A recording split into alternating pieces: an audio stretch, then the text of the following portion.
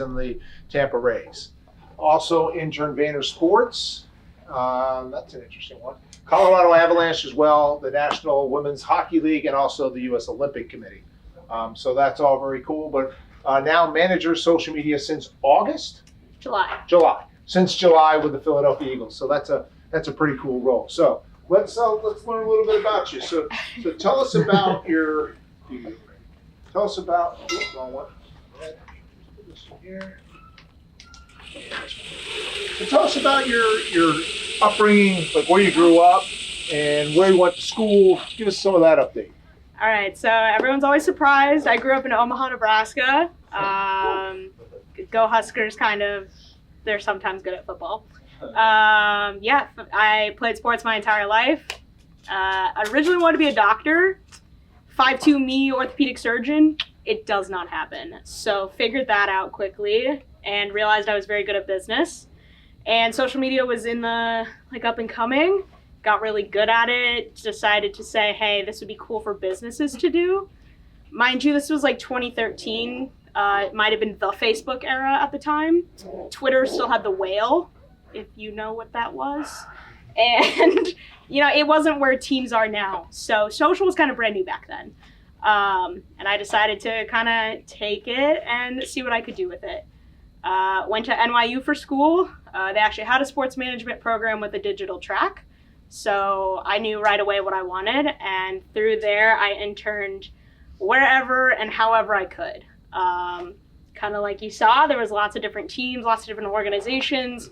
I didn't stick with just football, just hockey or whatever it was. I really just kind of wanted to explore what was out there, and that's probably one thing I really implore you guys to do is you might know, cool, I want to work in football. I want your job at the Eagles, whatever it is. But the more experiences that you guys can have, you might actually learn you really love something else. And there's hundreds of jobs out there. There's probably only 32 in football. And the thing that you might want. So really try to explore that, and you're probably going to find that you might enjoy something else. So yeah, I interned at 6 or 7 different things in college, worked pretty much all the time, and then ultimately, got out of college, and my first role within sports was at the Tampa Bay Rays. I was their digital coordinator during 2020, which we all know was a crazy time, but it was also their World Series run, which was really fun, except till the Dodgers ruined it, and Blake Snell got taken out of the game. Yeah, okay. So did that, really wanted to keep growing, and ultimately became the manager of digital for the Rockies. Moved out to Denver, and as you're seeing, I've moved quite a lot in my career, and you might end up doing that too. Again, when you're open to lots of different opportunities, that might mean moving for said opportunities. So ran that for around 2 years out in Denver, completely overhauled their social, as well as that was when the All-Star game got moved there, so had to take that on. It was also right after Arenado got traded, so had to deal with the aftermath of that, and how do you make a team interesting who isn't super great on the field? Always a fun task. So really overhauled their content, and it was ultimately really fun. And then I got a job opportunity out in San Jose in hockey. I played hockey growing up, so that's where that tie is. And it was just an opportunity I couldn't say no to. Got to oversee their entire digital suite. So that included all of social as well as the website and the mobile app. So kind of got to work to build all of that for almost 2 years. Unfortunately, the team had some struggles on the business side, and things might happen in your career as well where you kind of have to realize that you got to go do something else, and then ended up getting an opportunity with the Eagles. So I'm manager of their social, and they're a much larger team, so I only oversee social there. So everything that you see on Instagram, Twitter, Snapchat, TikTok, Facebook, YouTube, that's through me and my team. So that's my Cliff Notes version of my story. It's definitely a long one, but I wouldn't trade it for the world, and have had some really cool opportunities. Yeah, that's an amazing journey right there in a very short period of time. Yeah. It really is. So you are one committed person. Like you, that's a word for it. You are all in. And that's what we emphasize to our students all the time. Yeah. Because there's people like you out there that are all in. And if you're not all in, you're not going to be enjoying all the different job opportunities that you've been able to enjoy during your, again, a relatively short period of time in your professional career. All right, enough of me. You got to be committed. So let's get their questions. Who would like to go first? Sean, you want to go first? Yes. I was wondering, when you were in baseball. Yeah. The first general manager of the Marlins was a woman. Yeah. So, did you ever get a chance to talk to her? I did not get to when we traveled down to Miami quite a few times. Love the ballpark. It's actually super nice and it has a roof, so more baseball teams need to get on that. But did not have a chance to meet her. But she absolutely has extended so many opportunities to women in sports, and just all demographics really. I know like the focus is on women, but there's a lot of demographics that are starting to grow within the sports industry and are making waves and doing changes that, you know, everyone should be a part of this industry, and she was a great part of that. And even though she's not there now, I know that she's still making plenty of strides and opened a lot of doors, so definitely grateful for anyone who's willing to break some glass ceilings for sure. Erin, as you look out here, we have a pretty good number of women in this. We do, in this and I crowd. love seeing it because when I was in college, I only had a few women within our classes. I was actually talking to my professor last week. He's like, 50% of our class is now women. When it was you, it was like you and maybe two others, I think, is what we had. So it's great to see that, you know, the diversity is there and women are wanting to be in sports and that they're actually welcomed. I don't have to go into rooms as much anymore, like fearing like, oh, what are people going to think? Oh, this person's opinion doesn't matter. It's everyone is very much welcoming, and you're going to find organizations out there that just want the best minds, and that's cool to see now because it didn't used to be that way for sure. Where's Amanda?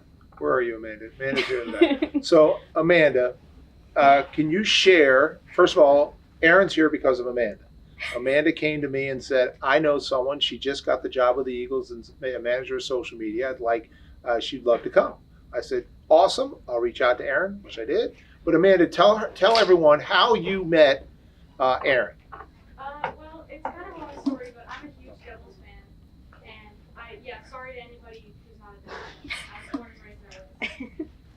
We had this player, and he unfortunately was traded over to the Sharks, so I started watching Sharks games and paying attention to him over there. And when that whole friendship bracelet thing was going around, I took it upon myself to make some, and she reached out to me through the Sharks social media and said, hey, we would love it if you sent us out some bracelets. So I did it with one of my friends, and they made a whole video out of it, they made a post out of it, and then when the Sharks came to Jersey, Erin surprised me, and I got to meet the player and a bunch of other players, and I got an autographed jersey from him. It was a really good, it was really cool.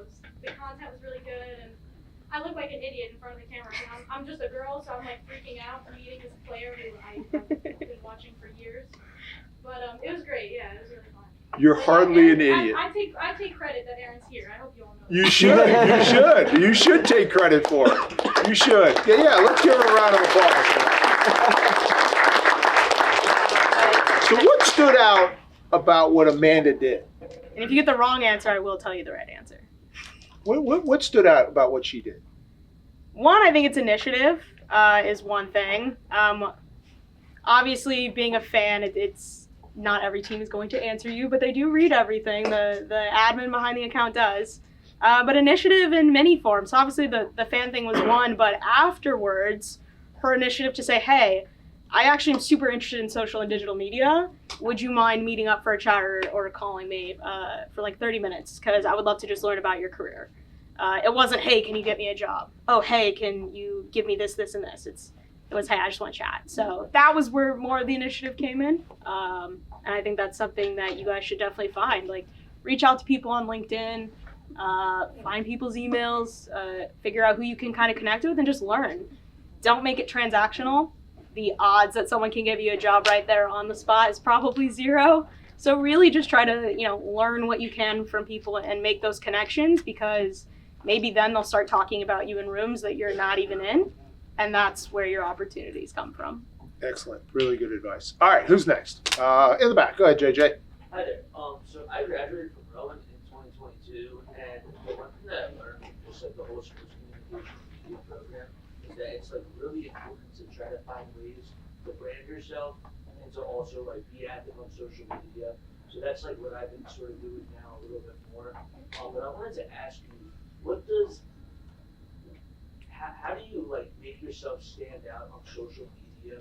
Like whether it's just through clips or just posts, like how do you stand out from the rest of the rest of the crew?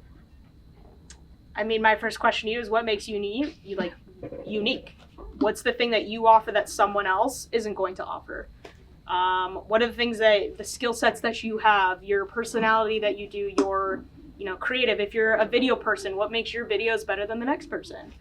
But even more so, it's also your willingness to just share. A lot of people get afraid of the judgment or what people are going to say if they post this, or, oh, maybe my work's not that great.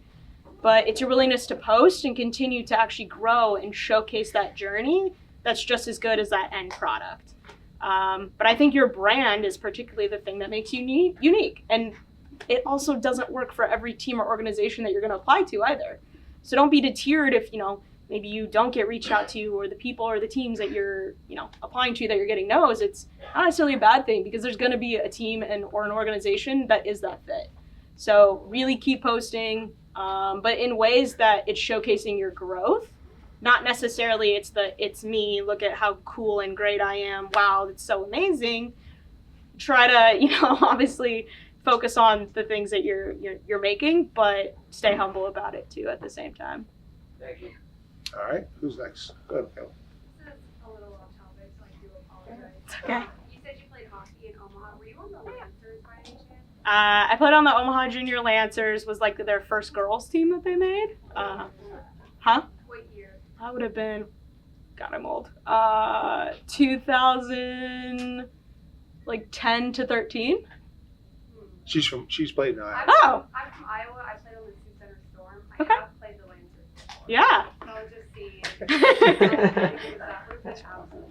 Yeah. No, I know the team that you're talking about though. So yeah, I did. So Omaha Junior Lancers, Omaha Junior Mavericks was the other big one. I also played on a girls team out of St. Louis, a AAA team, and a smaller girls team out of Kansas City too. Yeah, So big hockey girl. So obviously, Michaela, she plays hockey. Okay. You played hockey. So being an athlete, can you relate to that in your job? Like, how much do you think that helped you in your career? I mean, one, the knowledge and the care and desire to just learn more. Obviously, I played hockey, but I also loved football. I grew up in Nebraska. Of course, I love football. There's just this love of sport in general, of being willing to say, cool, yeah, I might also like baseball or soccer or basketball, even if that wasn't my sport, just because I grew up around it. But the athlete part, I think, helped more, specifically within social, was dealing with the athletes themselves. You have to be very good at building relationships. And if you can go and try to kind of come from where they might be coming from a respect standpoint, from a time standpoint, how you work with them, I feel like it was very helpful that I was an athlete, because I kind of understood a little more, even though it was never even close to the professional level. It's definitely helpful. You feel like you have like a better ground that they're also on a little bit too. All right, who's next? Right here. What's a day in the life of like an Eagles game day for you? A crazy mess. No. Overall, like in the morning, we typically do like a little regroup, and we do the rundown for the day of what we're kind of putting out. Well, typically it's Sunday, so we try to like also be at home at that time. We don't necessarily come to the office right away. Knock out the things in the morning that have to get published, and then start working towards, okay, what are the things that maybe have to be made or created that couldn't be done pregame, or what are some other events? So an example was the Nick Foles game we just had. We posted all of our morning stuff, but then we had to go and capture content with Nick and his family signing his contract, as well as him coming back to the Novacare complex to meet with some players. And then also Jason Kelsey decided to then be on ESPN for Monday Night Football. So then we had to go fly, not actually fly, but go to another area and go capture content with Jason.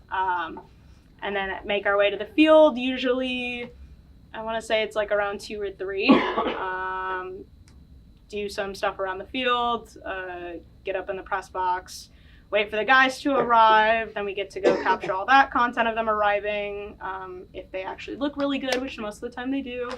And then I spend most of my time up in the press box. We have a team of 6 to 7 people on a game day, and we're kind of all spread out.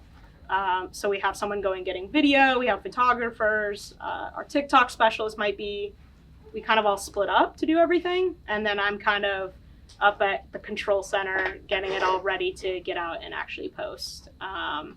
Pre-game will start, you got your warm-ups, you might have different events going on, like Make-A-Wish, for example, might be doing something, so we have to cover that.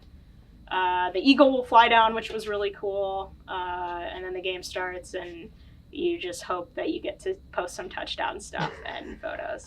And then you got post-game. If they win, we probably have an hour or 2 of work getting out all the win content, and then prepping stuff for the next day to make our life a lot easier. If we lose, obviously a little simpler of a process. We try to tone it down, obviously, and then decide kind of what we're doing the following days. So it's a long day for sure. Are you the actual person that's posting? Yeah, I'm one of the posters, yeah. So, so that team of 6 or 7, Yeah. they're providing you the content. You're making the determination. This is what we're going to use. Yep. Is it your decision on that, or is it a team, or what? Or kind For of the most part, it is Yeah. a team effort. Everything within this team is definitely a big team effort. But from a posting standpoint, 2 of us are the more official posters. So that's myself and then my coordinator that I manage. And that's just so you don't have so many people, too many cooks in the kitchen trying to go and publish things, because obviously that can make things potentially go out that maybe shouldn't, or things go out the wrong time. So it's just us 2, and then our director is there for on game days too, also going through different content, kind of helping decide, okay, these are the things that have to go out. So it's a team effort. Everything is. Excellent. All right, Amanda, I already got you. You get it. What's your question, Amanda? Well, obviously, I know you work for the Sharks, but I was going to ask, what's the hardest thing about creating content for a team who's not doing so hot? Oh God, yeah, that's. Yeah, I have had my fair share of those.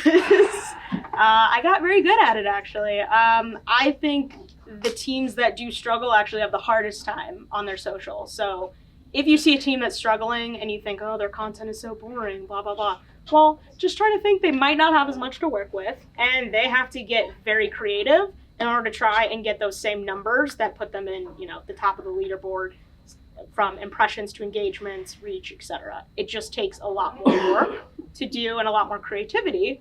You also have, you're working with, whether it's football operations or hockey operations, you have lots of people's opinions on what should be going out and the tone of voice that you might be willing to have.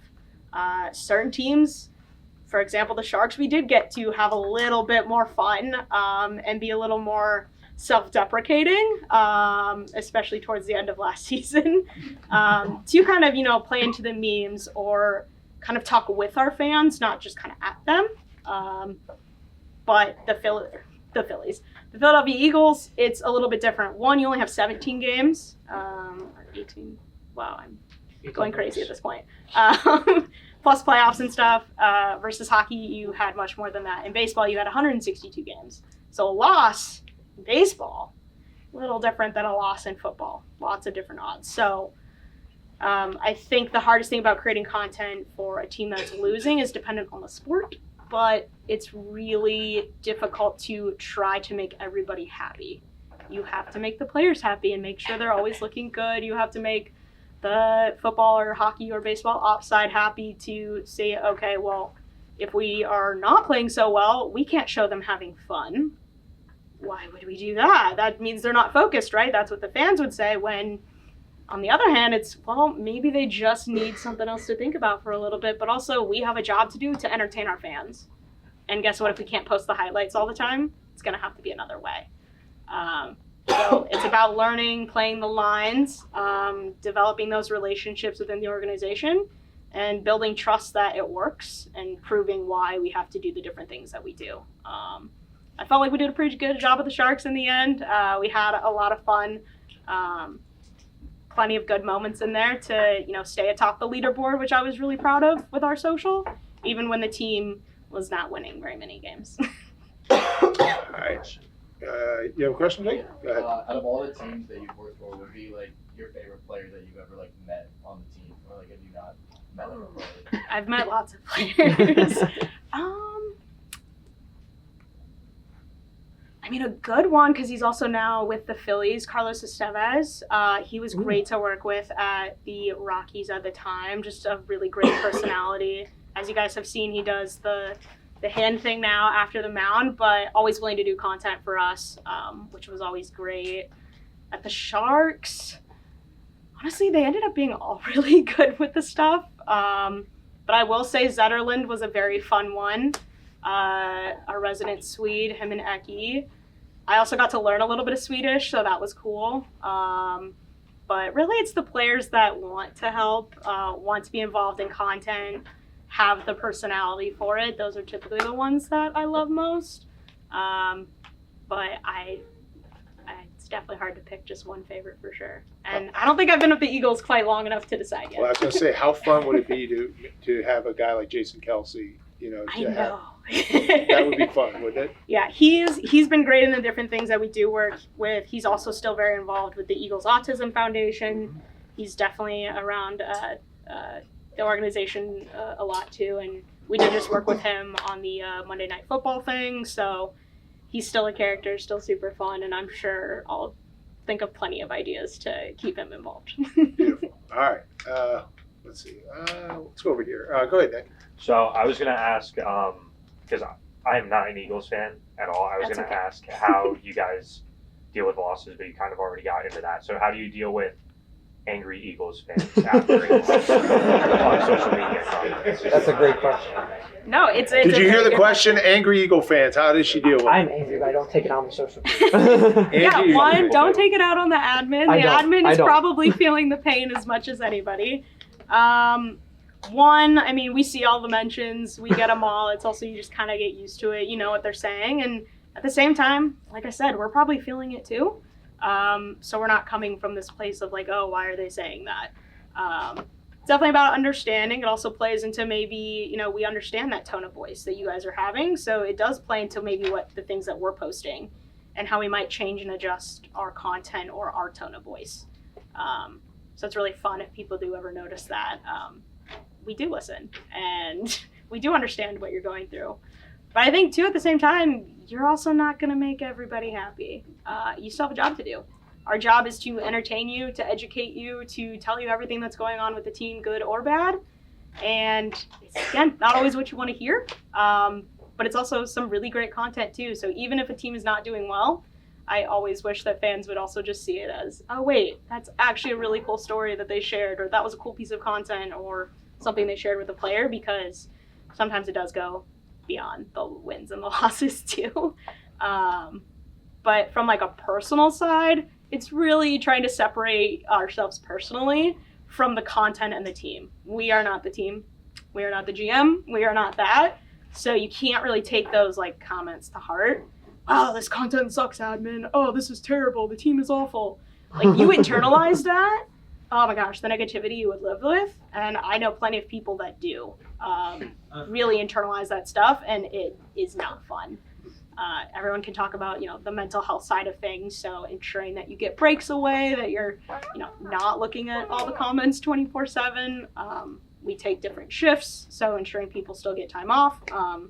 All those things really play into it. But I think to sum up the answer is we do try to listen to the fans as much as we don't listen to the fans too. All right, let's go right here in the middle. So obviously, like last year the Sharks were really bad, but what was the reaction to in like the social media kind of room to them getting their first win last year? No, I remember that one very specifically. I think that is a core memory back here. So, at the time, we knew we had struggled, so we had plenty of loss memes built up in there, and we had some fun with them. But we were also trying to think, okay, every game we had to also come up with a plan with, okay, well, what happens if we win? So like the earlier ones, you know, when we were only like 3 or 4 losses in, wasn't quite as grand. But then when we kind of got to that much higher level, we were like, all right, we can probably have some fun with this. So we kind of went all out. It happened to be against the Flyers. Sorry, Torts. But so yeah, we had fun with like a Jaws thing. We had a hilarious like folder meme that we did. Yeah, we kind of went all out, and then we won again the next day, or 2 days later, but a streak. So we kind of started a streak thing. So we decided to really own the streak. So yeah, we definitely had some fun. It was definitely all pre-planned. Most of the stuff you guys see on social, I hope you do know a lot of it is planned. There's probably maybe 5 or 10% of it that is kind of coming on the fly. So all of it was definitely okayed by plenty of different groups. And I was grateful from the standpoint that we had an organization that was like, wanted to kind of play into it and was willing to have some fun and really own that win when we did have it. Because again, you might not always have that. So yeah, that one was a fun one for sure. And like I said, I can still remember the copy and the images that we created. And we were up in the press box when we actually got the win. And I would say like your etiquette in press boxes is you don't cheer. Would not recommend that. But we're all standing up and cheering at like our entire row was. It was really funny. And then we're like, wait a minute, we have to send post. Wait and go. Go ahead, Alan. Yeah, so you mentioned you were from Omaha. Have you ever been to the College World Series for baseball? Plenty of times. That was a summer tradition. Love the College World Series. Never had an opportunity to like do any work with it. But it was definitely a really fun event, something that everyone in Omaha gets into. And I know that the NCAA does tons of internships and opportunities, so that's definitely one. I want to say they start things like in the winter to kind of look out for, because obviously the application and hiring process is pretty long. So if you guys do want to work that event, it's definitely a cool one. And Omaha's fun during the summer, so. All right, let's go right here. So as far as content, are you guys putting an emphasis on like iPhone footage at all? I know other teams kind of are, but are you doing that as well? I would say we have a strong emphasis on iPhone. So our social video is definitely, I don't have a specific percent per se, but our social video is heavily, we go and shoot it just on our iPhones and we edit it up, make it look as good as we can. And then we also do have a full production team as well that's out there. So you'll often see, you'll see some iPhone footage, and then for the really cool plays, whether it's in-game or practices, training camp, we're waiting for those clips to get back from production because we want their really cool, clean images too. All right, let's go over here. Go ahead. How much inspiration do you draw from other brands, sports organizations, just from other social media posts in general? I think a lot. You want to always kind of keep up. One, like trends are important. Being able to hop on them as soon as you can, or being a trendsetter, that's the ideal thing to do. But being a part of trends heavily on TikTok, I think specifically, you really try to gain inspiration from. NFL has probably been harder, I think. We, not to toot our own horn, like we are pretty solid and near the top, so we definitely, I try to look outside of football for inspiration. So often they tend to be following us. So when you are kind of more that lead per se, I try to look elsewhere, whether it's fashion, Nike, different like workout wear brands, also just art in general. Newspaper print has actually been really fun, something I've been digging into from a stylistic standpoint when you're looking at like graphics or things that you could be doing, word type.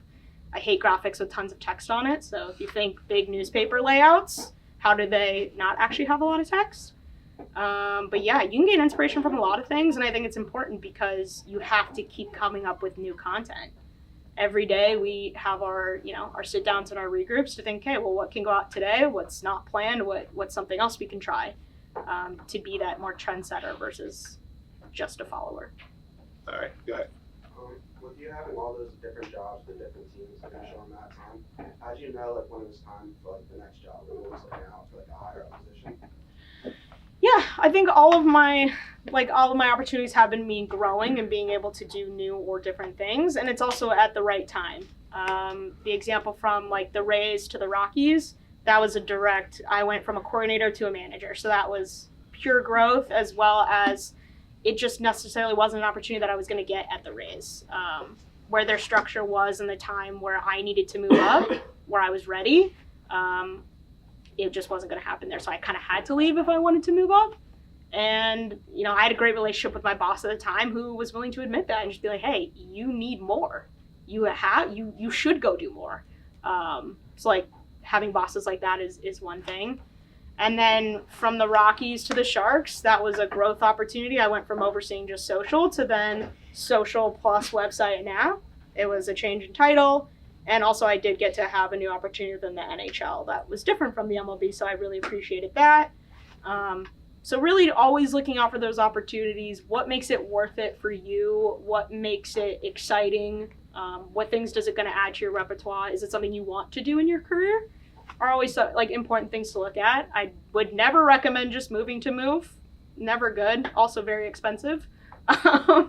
So yeah, it's been a lot. It's a lot of cities and a lot of different teams, but I also wouldn't have changed it because I've been able to grow so much, learn so many different things. Every sport has taught me something brand new, and I've also had a lot of opportunities to, you know, do a lot of great content and work for the organizations I've been with too. So the Eagles job, how did you find out about it? How did I find out about it? I think I came across somebody had posted on LinkedIn or Gondola. Don't remember the exact one. It was one of those two for sure though. Okay, so we've heard this before, right? LinkedIn. So LinkedIn is quite your best friend. I don't believe this particular one that I did reach out to anybody. However, I try to say this very humbly, so don't take this in a bad way. I have, kind of like he mentioned, I had built this brand for myself. I had been relatively well known within the industry, had been with quite a few teams, so people had kind of known who I was and the work that I've done. So being able to get interviews at that stage, it becomes a little bit easier as you move up in your career, as well as just your different experiences that you're going to have. So I ended up, actually applying for it, wanting to go after it. It seemed very interesting, and I also knew that it was a strong team from a digital standpoint. They're very well known within the social space for the work that they do. I'd only heard great things about the organization and the people, which was important to me. And they seem to have great leadership as well. So it checked a lot of my boxes, and wanted to, give it a shot, and I ended up getting it. So. And it didn't matter that you didn't have NFL experience. It did not in this particular one. Sometimes it does. I'll be honest. So I applied to lots of different jobs within the NFL, had plenty of different offers as well. But I've also had times where, I'll be in early interviews or even just pre-interview, right? I mentioned you reaching out to connections or something. So I might say, hey, super interested in this job.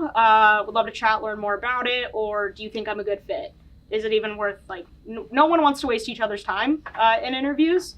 So is this even worth it for me to go through this process? Be honest. And some people say, we actually need this experience. We need this many years. We're probably going to hire somebody with NFL experience, NHL experience, whatever it might be. And again, that wasn't them saying that they hated me.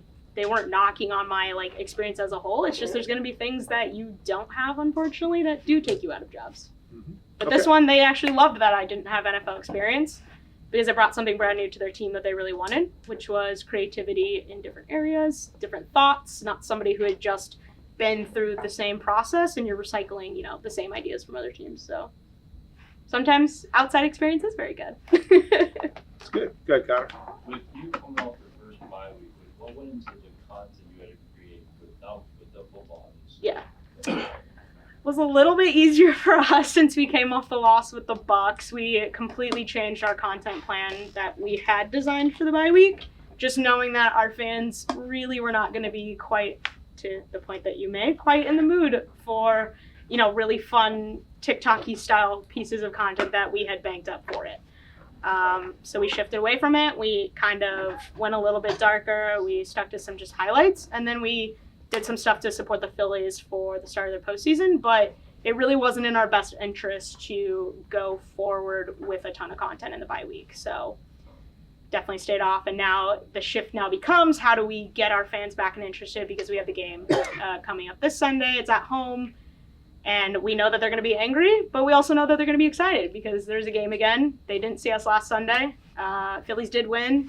Thank you. And so yeah, now we're going to start shifting back into more content. And then I guess that begs the question, when do we post all that fun content that we had?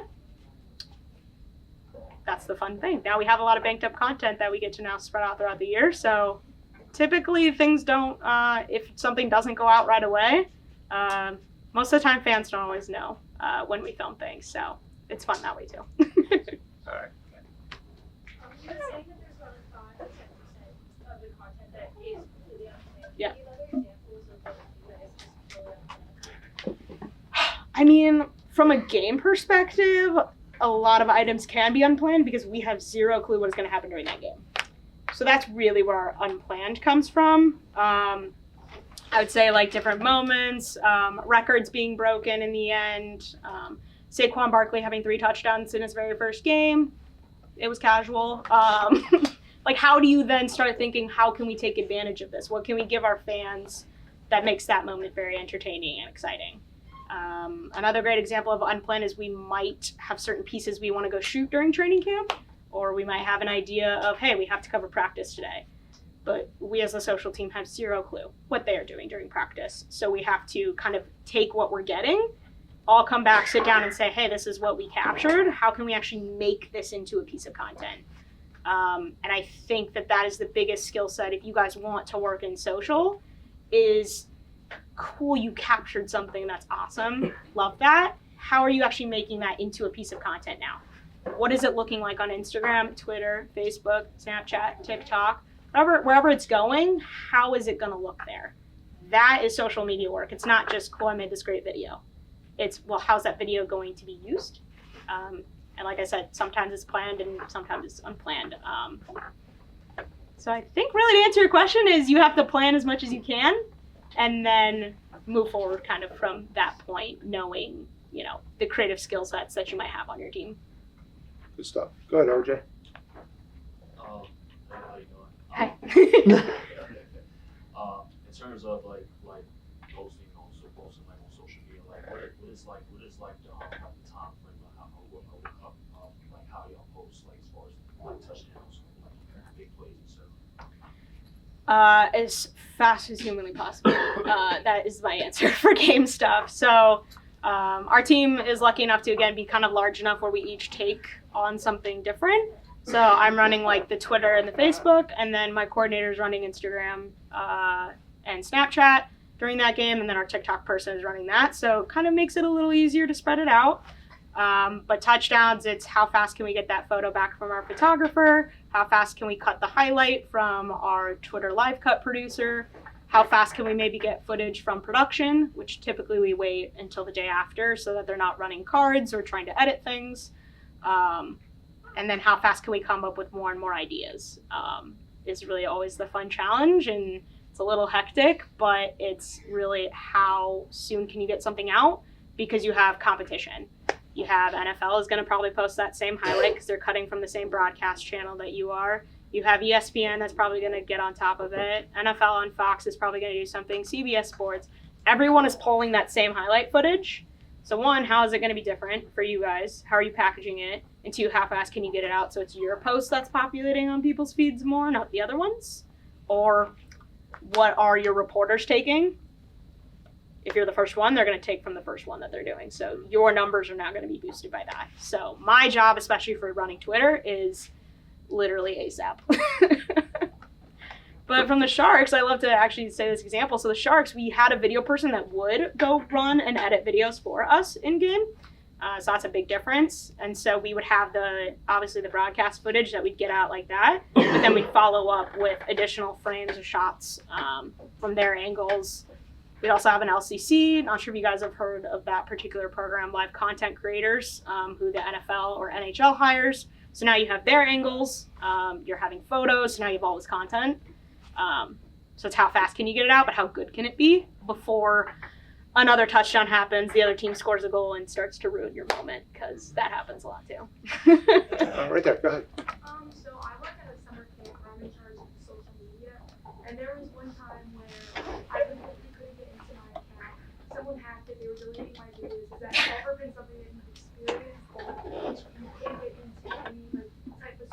media? We have lots of problems and issues over the years. We also have, rules around cool. You have to change passwords, and then all of a sudden someone doesn't know that, and then they get locked out, or whatever it might be. From a pro sports perspective, we are lucky enough to have different reps at each of the social media platforms, so they are typically able to help us in different ways. But say where I usually deal with issues is our players having problems, because then they come to us and they're like, hey, I can't get into my account. And I'm like, well, great, but I can't do anything because I'm not you. And it kind of is just like a normal person having issues with the problem. So we try to reach out and resolve them as fast as possible. Again, we're lucky in the standpoint that typically pro sports teams get to have a little bit of assistance. But it can be a pain. There's definitely been teams that have had issues on game day. They don't get to post as much stuff, or they're locked out of their account. So I'd say it's still real life. And again, no social is perfect in the end. All right, good. Look. What's the biggest difference between game day when you're home versus away? I mean, the volume of posting. So a home game, especially for the Eagles, you have so much other stuff that's going on for that game that we have to cover. What are the different events outside? What are the fan engagement opportunities outside on the field? What's going on at halftime? What celebrities are in town? There's so many different just pieces of content and opportunities for you. So it's a 24/7 game day versus away. You don't have quite as much in-game beyond the game itself and the players and the things that we're creating, the moments that we have. So it's definitely less. But we always challenge ourselves to how do we make an away game feel like a home game?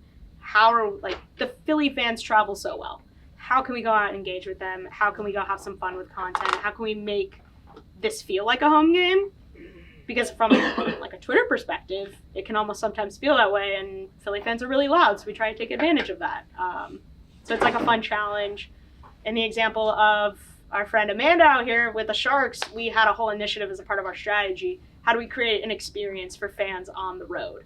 How can we invite them to a practice? How can we do meet and greets with our players? How can we do something special?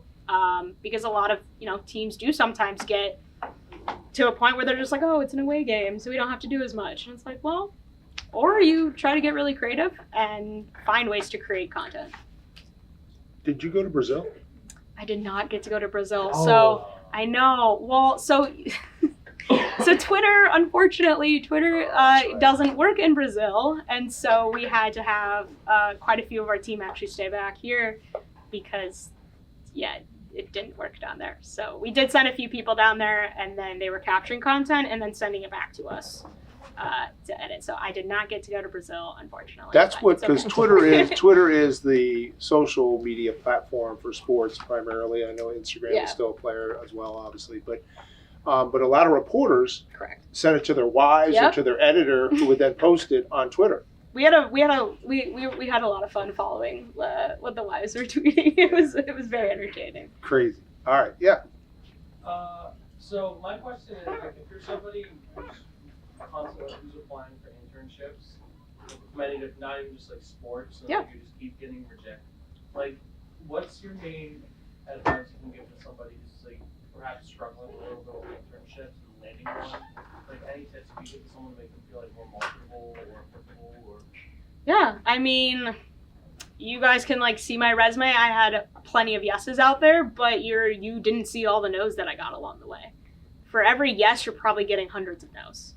And again, it's not you personally. So my best piece of advice is try not to take it personally, because only one person gets that job in the end, if it even gets filled. Lots of jobs, you can go through processes, and then teams and organizations decide, hey, we're not filling this.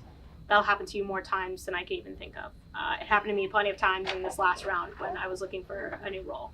So, 1, keep pushing, even as hard as it gets. 2, really look at your resume. My best piece of advice for especially young students is keep it to 1 page. Keep it very clean and simple, make it easy to read. Highlight what you do, not just what you did. And what I mean by that is, what impact did you actually do? I don't necessarily want to know that you ran the Twitter account. It's great, you could tell me that. But what impact did you have? Oh, you raised the impressions by 50%. you reached this many more people. You impacted the brand in this way. That should be your bullet point, not just I ran the Twitter account. Most people want to know what impact you had because that tells them this person might be able to do that for me, not just that they'll run my Twitter account. Secondly, I would say really reach into your connections. And again, not reaching out for jobs, but keep developing the connections. Because most of the time, the jobs that you are going to get are because you are being talked about in a room that you're not in. Someone is going to make a recommendation for you before you even know that that job even exists. So the more that you're able to connect with people, to build real relationships, that's going to benefit you in the long run, I think. And lastly, you know, again, like you said, keep applying to just lots of different things. I know that you mentioned that you were doing that, but also make sure that that role is, you know, tailored to that resume and the things that you want to do. Because there could be times where you're applying to something that, you know, someone might feel that you're unqualified for. And maybe it's because you are. One, internships are entry level, so most people are unqualified for them, so take that with a grain of salt. But it's got to be something you got to want to do. They got to really see that, oh, this person is really wanting to go and do this and is going to make a change as an intern for our company, or really wants to learn what it is. I mean, I had a lot of internships I did. You know, Vayner Sports was a huge one. I at the time did not know who Gary Vaynerchuk was, and everyone loves when I tell this story because I love social media so much, and I had no clue who Gary Vaynerchuk was. So I had to apply for it. It was business development. It was the last kind of thing I wanted to try to dive into was biz dev, partnerships, and agency work. I just really wanted to try it. And so I applied and ended up getting an interview, and then I ended up getting the job. But I had no experience in agencies, brand development, anything. All I had done is probably social and like e-commerce stuff. And so, you know, I got to really ask, and they were like, and I actually was very blatant with the person who hired me. I was like, hey, like, why did I end up getting this job? One, it's great feedback. If you ever get a job, ask. It's totally fine. And he was like, well, you had initiative to show that you wanted to learn this. You wanted to do agency work. You wanted to learn the business development. You brought ideas in our questions and our interviews that showed, hey, you actually care about this, and I can actually teach you something. Because internships are a two-way street. So really showcase what you want to learn and what you're going to get out of that internship, and you might find a lot of success in trying to get those jobs for sure. How many of you are aware of Gary Vee? Yeah. So yeah, funny Little story. surprise would be more. Because He's very popular, Very and I popular. did not know who he was at the time. And then I walk in on the first day into the office, and then like I see the desk setup where he like does all of his shows and stuff. And then he's right there, and then I get introduced to him, and I'm just like, oh, you're Gary Vee. And he's like, yeah, now I'm your boss. And I was like, cool. And he wants to be the future owner of the Jets. Yeah. Which is good, right? All right. In the back, you had a question. Yep. You had a hand up earlier. Yep. So early on in your career, kind of going off of that last one, was there anything in particular that you felt helped you on your resume to kind of get your foot in the door? I think very early on, I did put things like my coursework and things that I was working on and that I was interested in. That came from the standpoint I was, I had the digital track specifically, so I was taking, social in sport specific courses, so I could kind of took a nod to that. But it also came down to the resume obviously might help you get, into the interview, but your cover letter is super important in internships. I'm guessing many of them require it. So that's where you get to showcase what the resume isn't showing, which is your initiative, the things that you care about, and why you want that role. So nail that cover letter, and it's not going to be the same for every job. If you are templating that thing, I would immediately change that. Make it unique, put the time and the effort into it. It's going to show to the person who's the hiring manager. And I think another thing that I did was I really reached out to a lot of people. Probably more so than most, and I get told that very often. But I think a good example was, oh, cool, I might want to work in the NFL one day. I thought it was just a kid that thought it was really interesting and could be a great career opportunity. Reached out to a VP at the NFL offices out of the blue on LinkedIn, but, had a nice letter and he ended up responding to me and, invited me out to the offices, spent a day out there, and really got to know him.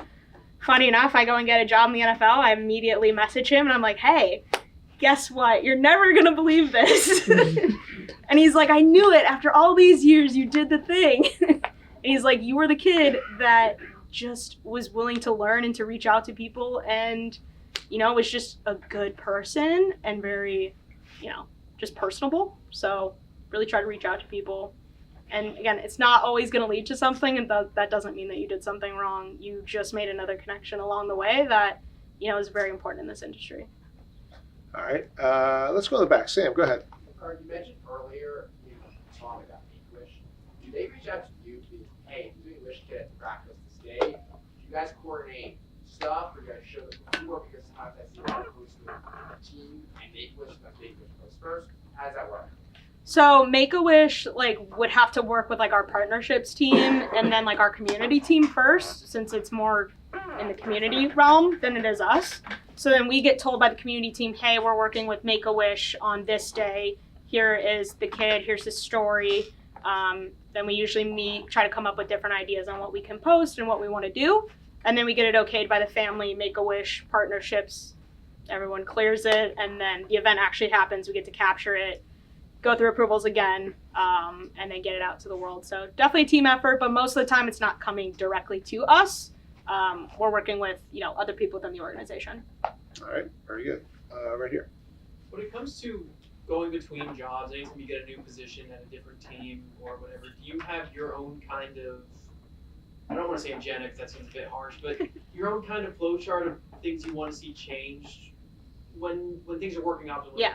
What would you like to change in an organization? What's the first thing that you think of? Yeah, so I think when you're first coming into any type of organization, whether you're an intern or your full-time job, your job isn't to change a thing, actually. Your job is to probably sit, listen, and do more watching than anything. So my immediate thing when I first started at the Eagles was get to know who people are, get to know how the operation works in general, and start kind of noting maybe some issues or things to potentially work on. Keep an eye out for things, and then start bringing those up at, different intervals of time of being like, hey, kind of notice this. We might be able to optimize this in this way, and here's how I've done it in the past. Also, just because I did it in the past doesn't make it good either. So here's some maybe ideas on how we could optimize it. Let's work together, and is this something that maybe we could try? Does it work with our team flow? From there, everyone has their 30, 60, 90-day kind of plans for their own development. But I think with any organization, you should always come in and want to just listen than it is to just come in and try to bulldoze things down. Because oftentimes that leads to very negative, harsh feelings within the organization of oh, this person just thinks they're all that. When it's kind of your job to more so be a part of the team first than it is to change the team. Thank you. Yeah. Did you get a bunch of swag when you started? You're sporting jacket. I have more Eagles gear now than I know what to do with. No, my friend actually made this jacket. So one of one. Sorry, you cannot buy it, but hey, maybe I'll tell him to make a few more to sell on his website. A friend of yours made that? I know, he customed it. It was really cool. Wow. You know, Very I nice. wanted something with the vintage theme. Yeah. And I like unique. I also love sneakers too. These aren't my cool ones today, but that's fine. You had a question. Go ahead. Yeah. So you said you went to NYU. Did the bigger market of New York kind of play a role in your decision to go there, or was it other factors that led you there? 100% it did. My mom always joked that if it wasn't a big city and the city didn't have a subway, I probably didn't apply to a college in that city. But I knew I needed a big sports market. I knew I wanted a city that's going to have the opportunities to do the internships at, to go learn and meet a lot of people. It needed to be a big city, and it needed to be a city with lots of sports teams. That was just my requirement. The biggest factor with NYU, though, was it had that specific program. It had the sports management. Now, so many more colleges have that, which is very nice. But when I was there, it was definitely a lot harder to find those types of programs. So that one probably played the most. Similarly, wanting professors who had been in the sports world was important. So really looked into that. But, yeah, I wanted a big city. New York was perfect, and I went for it. Excellent. All right. Sean, you had another one. Go ahead. Yeah, well, I was wondering, are the cartoons coming back in sports? The cartoons in sports, I'm not really sure. I do always love them. I know that was more of like a newspaper thing at the time. I think from in my world now, memes are kind of all the rage. So we try to kind of mix the theme of what cartoons were to the kind of the new style of content. Yeah, because I watched the Buccaneers website and they had a lot of cartoons when they was going for the title. Yeah? I'm gonna have to take a look at that. They probably made fun of us a lot. That was a pretty brutal game. All right. We probably got what we deserved on that one. Let me go all the way in the back. Go ahead. All the way in the back. So your point about LinkedIn, I was updating my LinkedIn the other day, and I was making a post about my photography website that I just have a small portfolio on. And I'm not like the greatest photographer, but it's something I have a passion for. And my parents called me up and they're like, not all your photos are like applicable to sports, and I think that'll turn employers away. And I kind of think the opposite. I think something like that would, like, I just feel like any content is that you can market yourself with is good content. What would you have to say to that? Yeah. So my one thought is I kind of more so agree with you. I think you definitely need the variety. While I'm not a photographer, in plenty of jobs I've been able to get behind the camera and do take photos and everything. But more importantly, I've worked with the photo teams themselves and what they would probably say, which is sports photography isn't just about getting to shoot the game. There's so many other events and things that you have to cover, and if you want to be a team photographer. And so often I hear that, the students don't want to go shoot, the event that's at the field on this day, or go out and shoot the fan thing, or go do that community event, whatever it might be, or they don't have the experience doing that. So definitely showcase everything that you have to offer, because in sports, it's not just about the football that's going on the field. There's lots of other things that you're going to have to create content around. So don't be afraid to showcase all of those different items, because at some point they're probably going to be coming in handy. I'd say from an organization standpoint, though, of your portfolio, try to separate things out so that the hiring manager can easily go and find the different items and kind of sees, they might have gone and shot this sport or this type of event photography, but I can see that they can also do the sport too. So you feel very well-rounded. Let's do two more. Go ahead, Ryan. Who's your favorite Eagle to cover this year so far? Favorite Eagle to cover so far? Saquon's been very fun and also just very good on the field. I think from a personality and content perspective, though, our O-line is fantastic. They are hilarious at everything that they do, and they're usually pretty open to... Mylot is funny. Oh, he's great.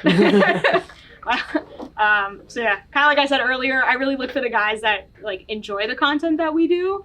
Because my one thing is I try really not to force guys to be uncomfortable with whatever content they're doing. Because if they are, one, the content's probably not going to be very good. But two, again, it's all about that relationship building with them. So you got to build that trust. So yeah, I would say our O-line is very fun to work with, and they have strong personalities, and they've also performed very well too on the field. So have you been involved with the Christmas album in any way?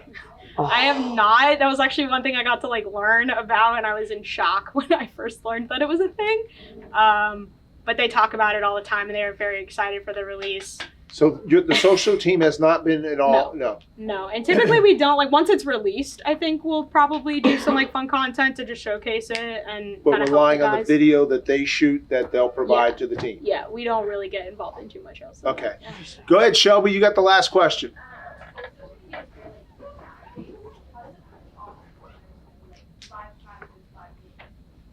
Can you repeat that question? Sorry. Off season, right? Off season. How do you approach off season? Ooh, off season. One, you're never really off. Despite what the players might think, yeah, we do work 24/7 in the off season too. It's really about one, separating out the different types of events that we're doing to ensure that we can try to get a break when we can. But from like a football perspective, obviously you have the draft is your really big kind of hallmark of the off season. You also have the OTAs, rookie stuff, and then starting to build up again different trades that might happen, whatever it might be, free agency, and then obviously getting ready for the season. So those are kind of like our key ones that we try to build into each month. And then from there, it's how do we balance the content from last year that we can kind of bring back, as well as what's the content that we can't use anymore because we need to, move on. Like that player's no longer really on the team. Our roster's kind of shifting or will shift. So how do you kind of like toe that line? But I think the off season, again, similar to when a team is very bad, same kind of thing applies here. How do you create interesting content when maybe there's not as much to work with? The really good social teams find ways to keep their fans engaged, coming up with fun things, build relationships with their PR and their players so they're getting off-season content, to just like being smart, banking your content, filming it towards the end of the season and having it ready for the off-season, and just trying to get creative. I'd like to say that it's so much different, but it's not because sports creative now has changed where, again, there's really not an off button. There's always moments for content, and it's up to our team to decide how well and engaged that we really want to be in doing so. And here at the Eagles, we want to be the best at everything that we do. We expect ourselves to be number one. So we're going to have a lot of stuff ready and be cranking out content as much as we can. I know they have questions. I know. I do have a little extra time if you guys want. So here's what we're going to do. I'll ask you a question they're going to want to ask a lot. Okay. Internships. Yep. All right. Loved internships. What do you do from an Eagles standpoint Yep. for interns, or how will you handle interns within the social media team? Yeah, so right now we don't have an intern in our social group. I think that does kind of vary season to season, though I'm not 100%. It did just start in July. But we do have an internship program, but they're actually called seasonal associates. And different departments do have their own seasonal associates. Some departments get more. I know our digital team, who does the website and the mobile app, have a seasonal associate. So the opportunities are there. Believe that they are paid because they're not technically internships, which is a huge thing. I do know that you guys want to get paid, so there is that. And I believe they run within the season, so I think there's only one cycle that usually happens in the off season for the Eagles. Every team is different, so always be keeping your eye out for their websites, LinkedIn, as well as Teamwork Online. I'm sure you guys know what Teamwork is. It's very popular for sports jobs, so always be keeping your eye out. And again, I mean, my best piece of advice is if you guys want to be a seasonal associate with the Eagles, is you should be, building those connections right now. Not because you want the job, but because you want to learn about what, the group is doing, what the organization is like, what those jobs kind of entail. Because then a year from now, when those jobs do kind of that cycle opens back up, now you have connections, you already know what it is, you might know when that application gets to be open. You submit your app, but you also get to reach back out to that person and say, hey, I submitted my app and I'm super interested. Can we chat again? And it's a lot easier of a process from there when you do that. You're good at it. I try to be. You're pretty good at it. First thank you goes to Amanda. Thank you, Amanda. And the next one goes to Erin. Thank you, Erin Hodges. Next week, we are bringing I love bringing back our sports camp program, just so you know, has only been around for 6 years. Okay. So 6 years. Sean Kelly was a graduate here in 2020.